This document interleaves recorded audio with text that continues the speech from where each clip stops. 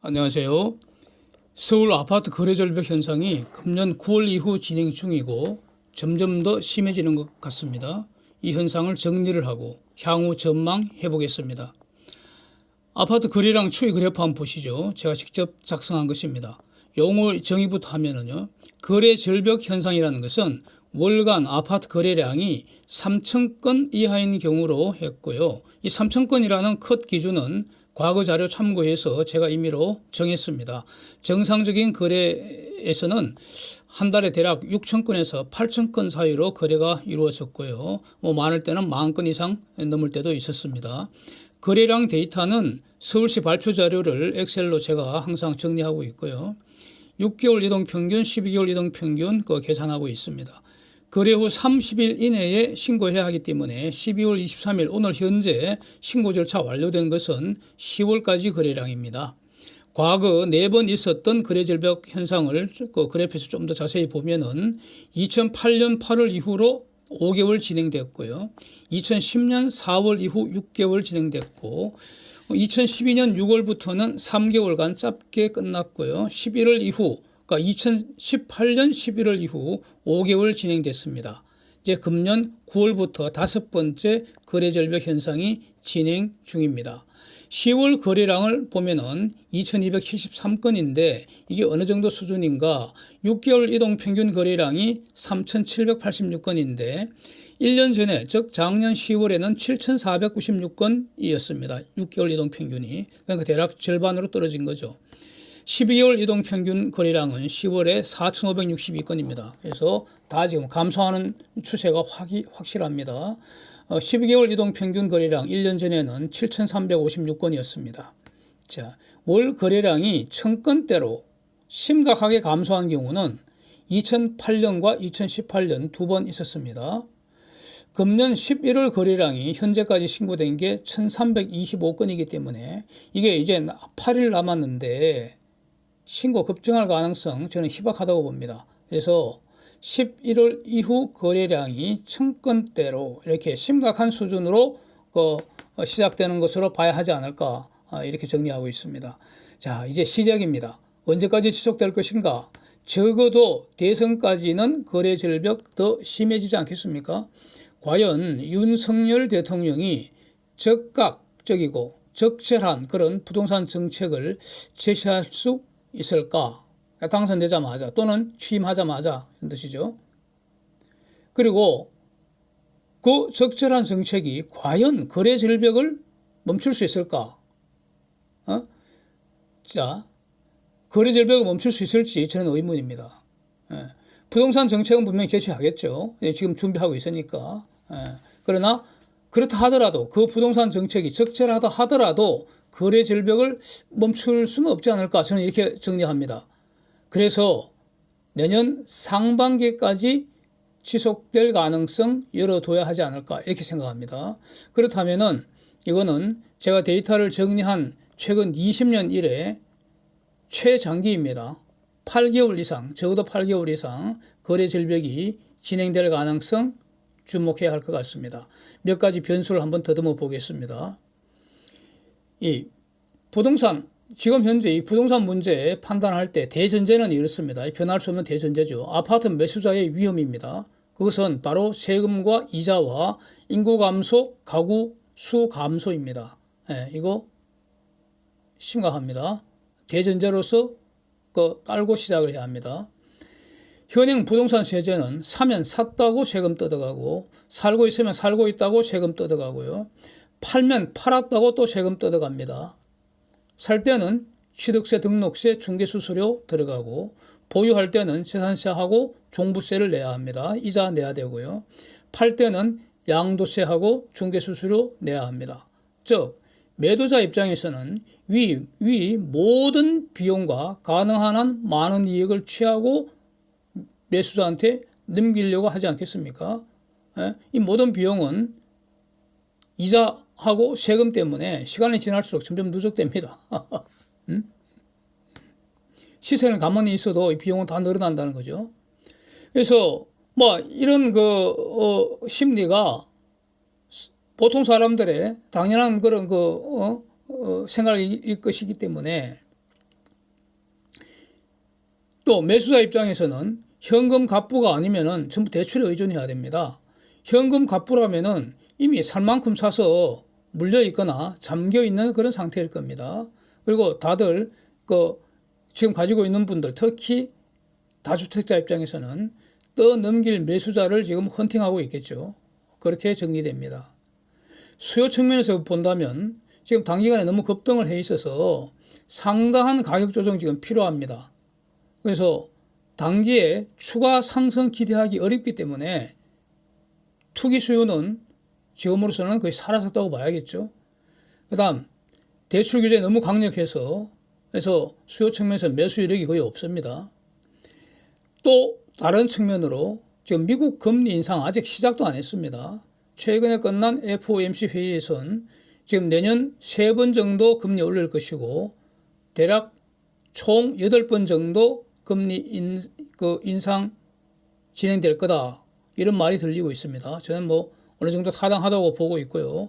이런 내용들 미국 금리 인상 또 한국의 금리 문제 별도로 한번 분석할 예정입니다. 그런데 이런 한국의 기준금리 올리고 FOMC 금리 올리고 하는 건 다 단기금리입니다. 단기금리. 자, 단기금리이고 장기금리에 영향을 주는 것은 인플레이션인데 가령 작년 초까지만 해도 글로벌 디플레이션이 장기간 진행되고 있었습니다. 그래서 다들 디플레이션 걱정을 하고 그랬는데 갑자기 지금 상황이 극과 극으로 바뀌어서 인플레이션 급속히 진행되는 이런 상황이었는데 지금의 인플레이션은 작년 팬데믹에 억눌렸던 그런 수요 단기간에 폭증을 하고 있는 반면에 공급 장애가 완전히 해소되지 않아서 그래서 이제 인플레이션이 폭증한 것으로 보이는데 여기서 바이든 정부 한 1년 겪어보니까 의외로 이 공급 장애가 장기화될 가능성을 대비를 해야 할 것 같습니다. 무만관이 미국이 중공과 패권 전쟁의 수단으로 중공을 글로벌 공급망에서 완전히 제외시키겠다. 해서 포위해서 고사시키겠다. 간단하게 중공 경제를 완전히 부셔버리겠다. 이런 작심인 것 같습니다. 예?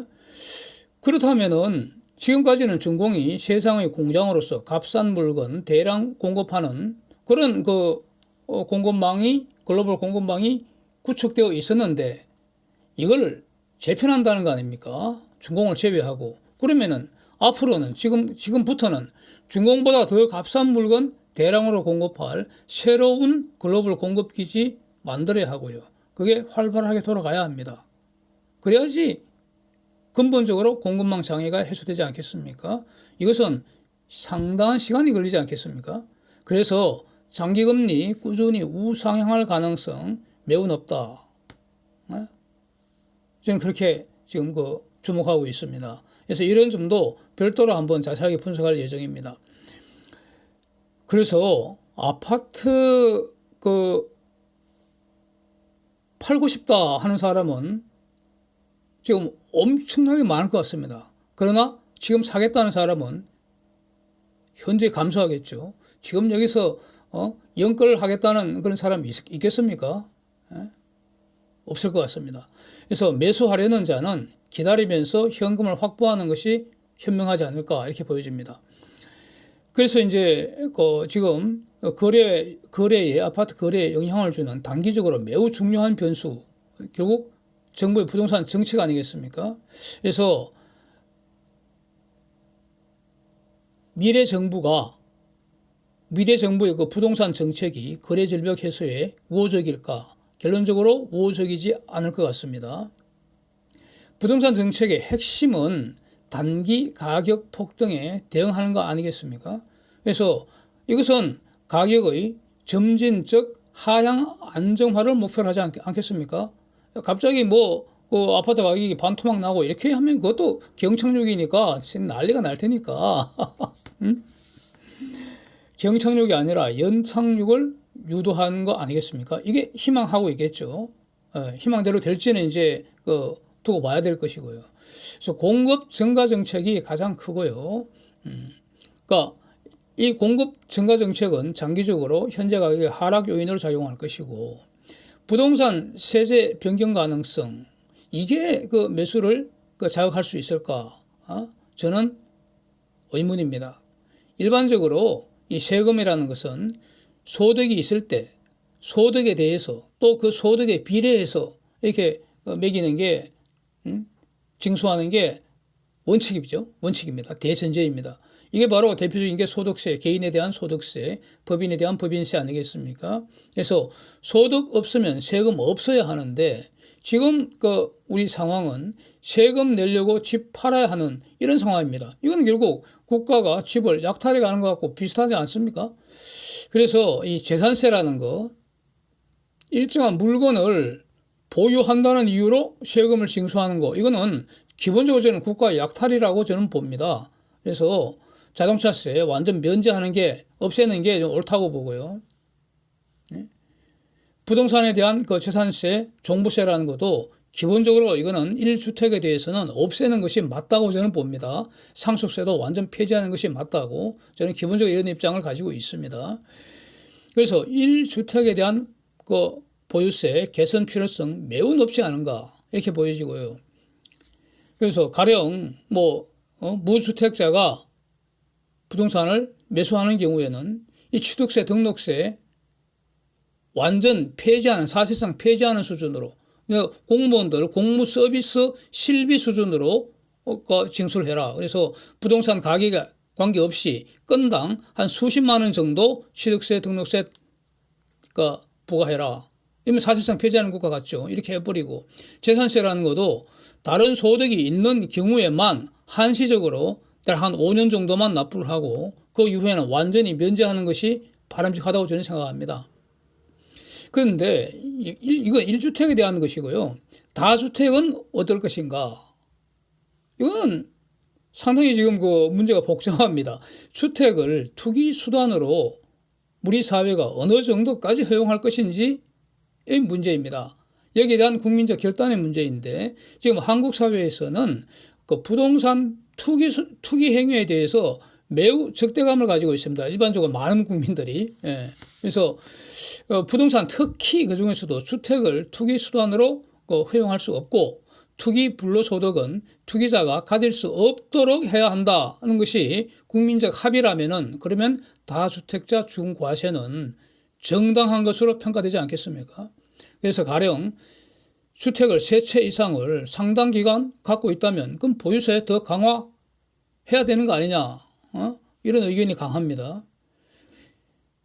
양도세 확실히 징수해서 투기 불로소득 개인이 갖지 못하도록 해야 하는 거 아니냐? 이런 겁니다. 다주택자의 경우에.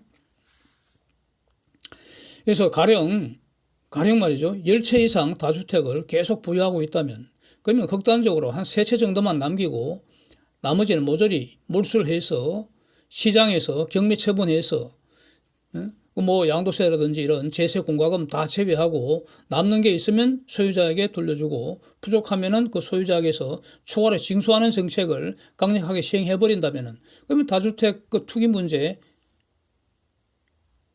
상당히 해결되지 않겠습니까? 여기서 외국인하고 법인 명의 주택 투기 더 엄격한 기준으로 처리를 해버리고요. 자, 이런 견해도 있기 때문에 부동산 정책 변경이 현재 소유자들에게 유리한 방향으로 진행될 가능성 높지 않을 것 같습니다. 현재까지 보도된 그 윤석열 정부의 부동산 정책, 제가 알기로는 크게 2가지입니다. 그 경선 과정에서 유심히 본 내용입니다. 원가 수준 그 주택 공급 확대하겠다 이거 하고요. 그 다음에 1주택자 종부세 경감하겠다. 이거 모두 타당하다고 생각되고요. 그 공급 확대도 지금 늦었지만 빨리 해야 되고, 그 다음에 1주택자 그 종부세 종부세는 물론이고 재산세까지 거의 면제 수준으로 대폭 경감하는 이런 혁명적인 조치가 좀 필요하지 않을까 저는 이런 의견을 가지고 있습니다. 그런데 다주택자 매물 출회를 유도하기 위해서 한시적으로 양도세 완화하자는 그런 주장은 저는 반대합니다. 명확하게 반대합니다. 이유는요. 투기 불로소득을 먹튀할 수 있는 기회를 주자는 말이기 때문입니다. 그래서 현재의 세금과 금리 상승 구조에서는 부채 활용한 다주택자 절대 오래 버틸 수 없고요. 시간 지나면 결국 양도 차익을 일부 포기해서라도 현저하게 낮은 가격의 매물로 출회될 수밖에 없을 것이다 이렇게 보기 때문에 그래서 뭐 비싸게 팔아갖고 양도세 많이 내나 좀 싸게 팔아서 빨리 팔아서 양도세 적게 내나 매도자에게 큰 차이 없을 것이고 그 보유세를 고려하면은 그게 더 유리하다 이런 뜻이죠. 예, 그렇습니다. 그래서 이런 이유들로 인해서 지금 시작된 서울 아파트 거래 절벽 현상 역사상 가장 가파른 절벽이 가장 오랫동안 진행될 가능성이 높지 않을까 이렇게 전망을 해봅니다. 다음 한 1월경 되면은 차기 정부 윤석열 정부의 부동산 정책이 더 발표되지 않겠습니까? 그걸 평가하면서 오늘 이것보다 더 깊은 분석을 한번 시도해 보겠습니다. 감사합니다.